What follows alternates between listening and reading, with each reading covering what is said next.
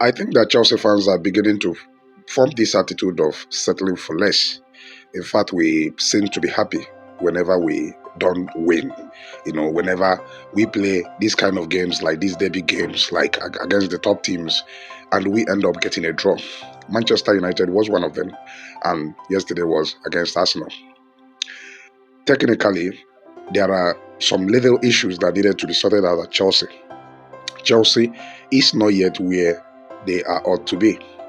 But in terms of manager, I think Chelsea has gotten a good manager in Enzo Maresca. But there are so many kids in this very team that are not up to standard, that cannot take Chelsea to where Chelsea is expected to be. Take Colwill, for instance. Colwill is immature and is still learning the trade.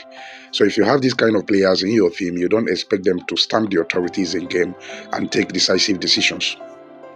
Then another person is Sanchez. It was because of Sanchez that we lost against Liverpool, and yesterday it was his poor decision that made Arsenal to score that goal. Arsenal came on the counter and he got the ball. Chelsea players ran off from the 18-yard box in order to counter attack Arsenal, and he delayed the ball, started passing it around. That was how Arsenal intercepted the ball, and Odegaard launched that very assist to assist Martinelli. Even at that, instead of Sanchez to cover his position very, very well, he left it open, allowing Martinelli to score. So Sanchez is costing Chelsea point, and this is one area that Chelsea management really needs to look at. We need to get a world-class goalkeeper. We are currently experimenting. A lot of you will say, but he used to save us in some games and all that. Saving you in some games is not enough. He needs to do more. And I don't think he can do more because he probably doesn't possess the quality to do more. Football is about IQ. If you have sharp IQ, you can be able to take the best possible decision in any situation at all. Then on the other hand, Levia in the midfield yesterday was almost silent. I didn't see him do much of a thing. I think Marcel Caicedo is doing most of the jobs right now. Enzo Fernandez has proven to be lazy in the midfield, though he was brought in and they managed to, distribute one or two passes out there. Then another case, something that is very, very concerning to me, is about Cole Palmer. If you're very observant, you find out that Cole Palmer is getting stifled, especially in big games this time around. He doesn't have the freedom that he had last season under Mauricio Pochettino, where he can cause damages and everything. This is one area that I think Enzo Maresca needs to do something for, because he is our most effective player. You don't allow your best player to be stifled in games. Palmer needs that freedom. He needs to get on the ball almost every now and then in order to exhibit his talent.